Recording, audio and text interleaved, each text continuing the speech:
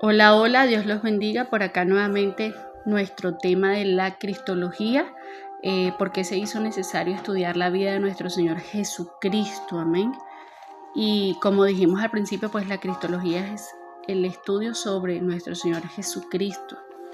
Y quiero recordarles a aquellas personas que aún no se suscriben a mi canal, que se suscriban a mi canal de YouTube, @Sembradores del Reino Oficial. Y ahí hay muchos temas de interés, recordándole las series que están allí, del Nuevo Testamento, del Antiguo Testamento, de las 7 iglesias, de oraciones, enseñanzas y muchísimos temas de reflexión que de verdad sé que van a ser de bendición para cada uno de ustedes. Recuerden que el tiempo que nosotros invertimos aquí es porque nos agrada, porque amamos lo que hacemos y porque nos gusta pues, transmitir el mensaje de Dios.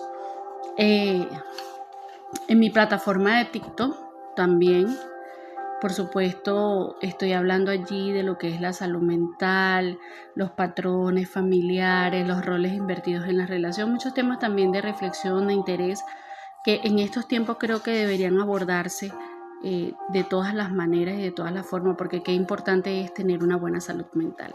Hoy, como les dije, vamos a estar hablando de por qué se hizo necesario estudiar la vida de nuestro Señor Jesucristo, nuestro tema de la cristología, nuestra parte número 3, y es porque surgieron muchísimas doctrinas desde el siglo I, se puede decir después de la ascensión de nuestro Señor Jesucristo, empezaron a surgir doctrinas como el caso de los gnósticos, y habían diferentes gnosticismos, porque el gnosticismo que denuncia Juan es diferente al que Pablo denunciaba, ya que el gnosticismo que denunciaba Juan estaba un poco más peligroso.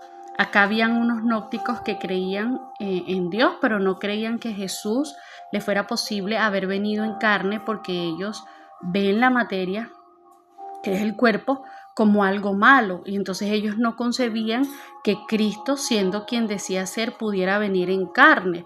Por eso Juan, el apóstol Juan, en su primera carta, en el capítulo 4, en el verso 3, alegaba que el que niegue que Cristo había venido en carne, pues no era de los nuestros, sino que estaba en contra de los nuestros. De hecho, los llama como anticristo.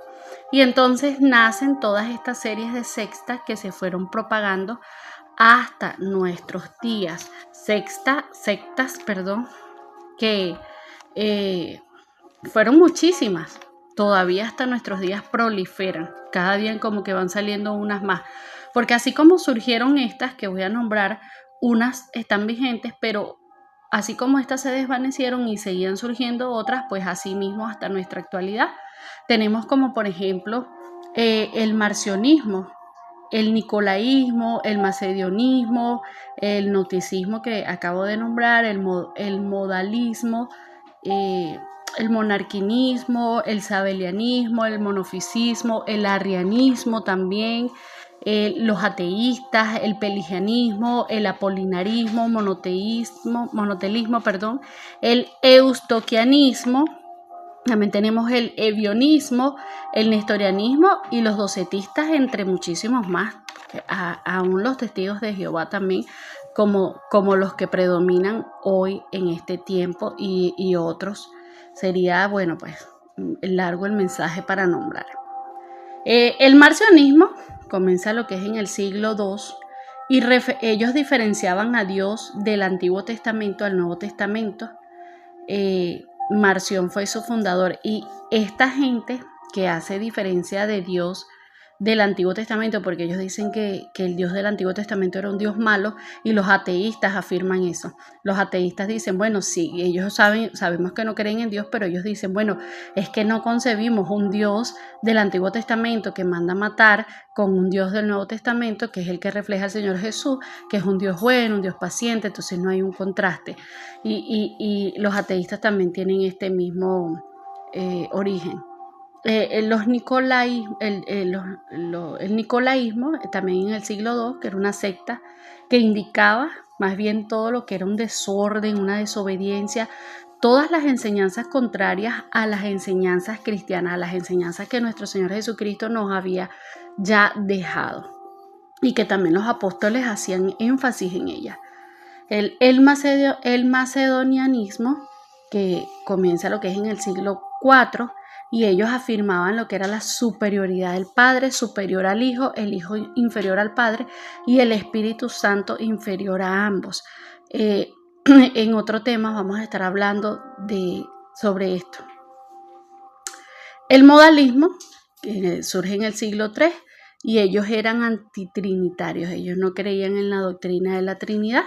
El maniqueanismo, también en el siglo III, compartía doctrina, al igual que los gnósticos, pues no creían que el cuerpo, o ellos no creen, mejor dicho, que el cuerpo era bueno, por lo tanto, ellos decían que Cristo no había podido venir en carne. Tenemos también lo que eran el monorquianismo, que ellos negaban la Trinidad de Dios. El ebionismo, que negaba que Cristo era engendrado del Padre. Nace lo que es el adopcionismo, donde dicen que Cristo fue adoptado por Dios. Esto ocurre en el siglo II, el siglo III. El sabelianismo, que afirmaban que Trinidad en una sola persona manifestada en 3 aspectos sucesivos. Fíjense que todas estas sectas trataban de sacar de contexto todo lo que era en realidad la persona de Cristo, todo lo que Cristo afirmó ser. Ellos totalmente crearon doctrinas extrañas donde sus pensamientos, fíjense cómo eran. Está el monofisismo en el siglo V, las dos naturalezas. Estos rechazan las dos naturalezas, y en el segundo concilio de Nicea ellos ¿cómo se dice? Contrarrestaban este tipo de enseñanzas. Vemos el arrianismo, que también era una secta que surgió para tratar de barrer también con el Señor Jesucristo, con lo que realmente decía ser el Señor Jesucristo. Ellos afirmaban que Jesucristo no era divino, sino que era alguien que fue creado por Dios y que fue enviado para apoyarlo en su palabra. Esto lo creó Alejandrino Arrio por ahí en el siglo IV, un presbítero cristiano de origen libio, y él comprometía lo que era gravemente la Trinidad, y fue denunciado esto también en el concilio de Nicea en el año 325. ¿Y los concilios? ¿Para qué servían los concilios? Los concilios son juntas o congresos para tratar asuntos religiosos en este caso, y teníamos lo que era el primer concilio de Nicea por ahí en el siglo III, el concilio de Éfeso, el concilio de Calcedonia, el concilio de Constantinopla, el segundo concilio de Constantinopla, el tercer concilio de Constantinopla ya en el año 680-681, y el segundo concilio de Nicea cerrando así en el año 787. Fíjense todo lo que se estaba moviendo en cuanto se estaba formando lo que era la iglesia primitiva, que estaba tratando de formar a Cristo en el corazón de las personas. Estaban los ateístas. Los ateístas tienen algo particular porque muchos aceptan a Cristo como hombre, y muchos afirman que sí estuvo aquí en la tierra, porque históricamente está comprobado, pero con enseñanzas morales, pero ellos no le atribuyen ninguna naturaleza, y vuelvo y les digo, hacen comparaciones con el Dios de la Biblia y el Jesús de amor, y conciben que el Dios bíblico que mata, que rechaza, y consideran los principios, eso sí, bíblicos para vivir, como las leyes morales. Tenemos el pelagianismo, que surge en el siglo IV por un monje llamado Pelagio. Creía que no se necesitaba ninguna gracia porque los seres humanos en sí mismos pueden alcanzar la perfección, o sea, por sí solo el ser humano puede alcanzar la perfección. Como algunos, la gracia era solo necesaria para la obediencia, o sea, no necesitamos de Cristo, que el sacrificio de Cristo en la cruz no tenía ningún efecto para ello. El apolinarismo, un joven llamado Apolinar, doctrina herética del siglo IV, que creía que el Señor Jesús pues no tenía una mente humana sino divina. Ellos negaban la naturaleza humana de nuestro Señor Jesucristo. Vuelvo y les digo, fíjense en todas las sectas que surgieron y cada una tenía una enseñanza diferente. El monotelismo surge en el siglo VII por Sergio Monón, telema. Surgió años 680, 681, y afirma dos naturalezas, una sola voluntad, que era la voluntad divina en Cristo Jesús, totalmente errado. El eustoquianismo afirma tres naturalezas en Cristo, una naturaleza ya que la humana había sido absorbida por la divina. Ellos niegan tanto la divina como la humana. Esto es una cuestión de locos. Por eso de verdad que se nos hace interesante e importante que nosotros como cristianos y aquellas personas que no son creyentes pues también pues manejen todo este conocimiento acerca de nuestro Señor Jesucristo. ¿Por qué nacen las cosas? ¿Por qué surgen las cosas? Tenemos el ebionismo que rechaza la divinidad de Cristo. Eso surge en el siglo IV. Ellos negaban que su nacimiento fuera virginal. Fíjense que desde el Antiguo Testamento se nos estaba diciendo en el libro de Isaías que el nacimiento de nuestro Señor Jesucristo venía de una virgen. Ellos niegan totalmente esto, pero esta secta se desvanece en el mismo siglo IV. El nestorianismo, que enseñaba que el hijo de María no era el hijo de Dios y que en Cristo había dos naturalezas, pero no así como que una naturaleza en una misma persona, sino como que si hubieran dos personas dentro de esa persona. O sea, tres personas, tres personalidades, tres naturalezas, una cosa de locos. Y los docetistas, los gnósticos, la doquesis, que ellos hablan del cuerpo de Cristo, no podía ser humano. No podía ser humano, ellos no conciben tampoco, un poquito como los gnósticos. Ellos surgen también en lo que es el siglo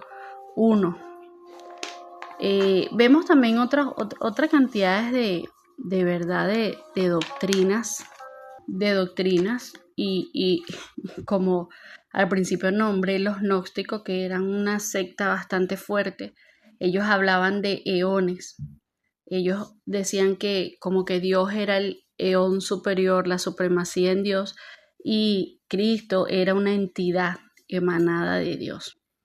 No hay que dejar pasar tampoco, como les dije, lo que son los testigos de Jehová, porque ellos no creen que Jesús tenga la misma autoridad que Dios. Y el Espíritu Santo para ellos es una fuerza activa, es una de las que predomina también hasta hoy. El Espíritu Santo es omnisciente, es omnipotente, omnipresente, pero eso será otro tema. En cuanto a Jesús, ellos no creen en la consustancialidad de Jesús, la misma divinidad de Dios, y el libro de Colosenses nos lo refleja. Dice que nuestro Señor Jesucristo es de la misma sustancia y divinidad que nuestro Padre Celestial. Y tampoco creen en el infierno. También hay muchísimas doctrinas que surgieron, y ante todas estas herejías, por tratar de barrer a Cristo como la persona que es importante estudiar entonces sobre Él, para entonces creer en Él de la manera que Él desea que creamos. No a nuestra manera, sino a la forma correcta. Fíjense que temprano alguien me comentaba, yo creo en Dios a mi manera. Es que no podemos creer en Dios a nuestra manera, porque fíjense que nosotros aquí terrenalmente tenemos normas, tenemos leyes, tenemos por qué regirnos, y nosotros se nos establecen esas leyes, esas normas, y por esas leyes y por esas normas nosotros nos tenemos que regir. Yo no puedo, por ejemplo, en este caso, que es una ilustración que me gusta usar muchísimo, por ejemplo, los que juegan fútbol. En este caso, el fútbol que se juega usando los pies, y que cuando usas las manos pues te cantan falta, porque está establecido por las normas de la Federación de Fútbol que debe ser totalmente el balón pateado, no agarrado con las manos, excepto el arquero tiene ese poder. ¿Ves? Si nosotros en el campo decimos que queremos o decimos no, venimos y en vez de usar los pies usamos las manos, nos van a cantar falta, y el árbitro va a venir a usted y le va a decir, y usted le va a decir, pero ¿por qué tú me cantas falta? Y él te va a decir, no, porque tocaste el balón con las manos, cuando aquí hay leyes claras que es con los pies. Entonces, ¿qué le va a decir usted? ¿Qué le va a objetar? No, es que a mí me gusta jugar así, esa es mi manera de jugar, a mí me gusta jugar con las manos, pero es que si ya hay una forma establecida, es con los pies. Tú estás cometiendo una falta contra estas leyes que están establecidas por la federación. bueno, ya hay una forma de nosotros creer en Dios, de cómo Dios quiere que nosotros creamos en Él, de cómo Cristo quiere que nosotros lo veamos a Él. No es a nuestra manera, es a la manera que ya está establecida. Amén. Él es más sabio que nosotros. Nosotros no nos podemos hacer sabios en nuestros propios razonamientos porque no están bien. Nosotros tenemos que dejarnos guiar por el Padre, por el Hijo, por el Espíritu Santo. Amén. Entonces, la forma correcta, y vamos a decir, era necesario entonces que desde tiempos se estudiara la persona de Cristo. Y en este tiempo nosotros más tenemos que ser vigilantes de todas estas cosas y defender, como dijo Pedro, el apóstol Pedro, en su segunda carta, con mansedumbre debemos defender la fe en Cristo en la cual nosotros hemos creído, no para contender con la gente, mira, yo sé más que tú, o este sabe más que yo, y así no es para contender, es para que nosotros con mansedumbre hagamos defensa de la fe en Cristo, en lo que nosotros hemos creído de quién es Cristo, como tal cual como Cristo se presentó aquí en la tierra, creyendo que es quien dijo ser y no tergiversándolo. No, yo creo que falta decir que Cristo era marciano, porque han dicho tantas barbaridades de nuestro Señor Jesucristo que bueno. Entonces, ¿cómo es posible que nosotros contrarrestemos todas estas enseñanzas equívocas? Argumentando. ¿Y cómo argumentamos? Conociendo a la persona de Cristo. ¿Quién era el Señor? Mostrando así la preexistencia de Cristo, la existencia terrenal, su naturaleza divina, su naturaleza humana, su nacimiento, su propósito al consumarse en aquella cruz, la obra redentora, la crucifixión y la resurrección. ¿Y qué es lo que Él dijo? Que está vigente hasta el día de hoy, y eso fue hace 2000 años atrás, para que ustedes vean que no estamos errados en lo que nosotros defendemos, en lo que nosotros creemos, en la persona que nosotros hemos puesto nuestra confianza, el Hijo de Dios, en nuestro Señor Jesús. Es necesario, y les hago la invitación a todos, sean no creyentes, sean creyentes, sean pertenecientes a la iglesia. Como les dije en la parte 2 de la cristología, es necesario que nosotros conozcamos verdaderamente al Cristo que se nos habla en Colosenses. En el libro de Colosenses necesitamos conocer al Cristo con la misma sustancia y divinidad de Dios. No al que se inventaron tradicionalmente los hombres, no al que se inventó la mente humana para tergiversar el pecado, para hacer a un Cristo tolerable al pecado, para hacer un Cristo que es un bochinche. Ahorita vemos que la gente tiene a Dios como si fuera Dios un bochinche, como si fuera Dios un títere, un payaso, porque no tiene ni siquiera conocimiento y no tiene ni siquiera respeto por el Señor, Yo creo que se le para una persona enfrente y le tienen más reverencia a esa persona que al mismo creador, que al mismo dueño de todo el universo, el que los